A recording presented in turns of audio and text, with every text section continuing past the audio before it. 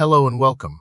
Today we're diving into a discussion about a condition that's often uncomfortable to talk about, but important to understand: anal fistulas. We'll explore what they are, how they develop, what the symptoms are, and what treatment options are available. So, let's get started on understanding anal fistulas. Anal fistulas primarily arise as a complication of an anal abscess. Imagine a small, infected cavity near your anus. If this abscess doesn't heal correctly or is inadequately drained, a channel, or a fistula, can form. This channel connects the infected gland inside the anus to an opening in the skin near the anus. While abscesses are the main culprit, other, less common causes include inflammatory bowel diseases like Crohn's disease, which can lead to widespread inflammation in the digestive tract, including the anal region. Trauma, surgery in the area, certain sexually transmitted infections, and even radiation therapy can also, in rare cases, contribute to the development of anal fistulas.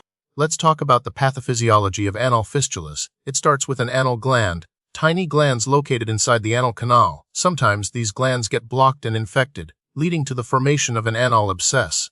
When the abscess grows, it seeks a path of least resistance to drain, often tunneling through the surrounding tissue. This tunnel becomes the anal fistula. The persistent inflammation and infection within the fistula tract prevent it from healing naturally. Fecal matter and bacteria can enter the fistula, further exacerbating the inflammation and perpetuating the cycle of infection and drainage. The body's immune response to this ongoing infection contributes to the chronic nature of the fistula. Anal fistulas are estimated to affect about 1 in 10,000 people annually. They are more common in men than in women, with a ratio of approximately 2:1. The peak incidence usually occurs between the ages of 30 and 50, although they can occur at any age. While not extremely common, anal fistulas are a significant source of discomfort and can affect a person's quality of life. Understanding the prevalence is helpful for public health initiatives and resource allocation. The signs and symptoms of an anal fistula can vary, but the most common is persistent pain and swelling around the anus. You might experience pain that worsens when sitting, moving, or having a bowel movement. Many people notice a recurring discharge of pus or blood from an opening near the anus, which can irritate the surrounding skin and cause itching. The presence of a painful lump or swelling near the anus is also a frequent complaint. In some cases, fever, fatigue, and general malaise may occur, indicating a more widespread infection. Importantly, symptoms may fluctuate in intensity, with periods of relative calm followed by flare-ups. Diagnosing an anal fistula typically involves a physical examination by a doctor. The doctor will carefully inspect the anal area to locate the external opening of the fistula. To find the internal opening, where the fistula connects to the anal canal, a proctoscopy may be performed. This involves inserting a small, lighted scope into the anus and rectum. In some cases, imaging tests like MRI or ultrasound may be needed to get a clearer picture of the fistula tract, especially if it's complex or deeply located. A fistulography, which involves injecting a contrast dye into the fistula and taking X-rays, can also help visualize the tract. The goal of diagnosis is to accurately map the fistula's path to determine the best course of treatment. Anal fistulas are classified based on their relationship to the anal sphincter muscles, the muscles that control bowel movements. The most common types include intersphincteric fistulas, which pass between the internal and external sphincter muscles, transsphincteric fistulas, which pass through both sphincter muscles, suprasphincteric fistulas, which extend above the sphincter muscles, and extrasphincteric fistulas, which originate outside the sphincter muscles and extend to the anus. The classification is crucial because it directly influences the treatment approach and the risk of complications, such as incontinence.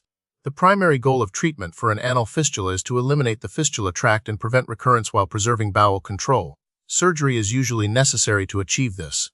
Several surgical options exist, including fistulotomy, where the fistula tract is cut open to allow it to heal from the inside out, set-in placement, where a suture is placed through the fistula to promote drainage and healing, LUFT procedure, of ligation of the intersphincteric fistula tract, which involves closing the internal opening of the fistula and removing the infected tissue between the sphincter muscles, and advancement flap procedures, where healthy tissue is used to cover the internal opening of the fistula.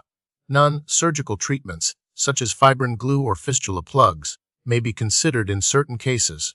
Antibiotics are typically used to treat any infection, but are not a definitive treatment for the fistula itself.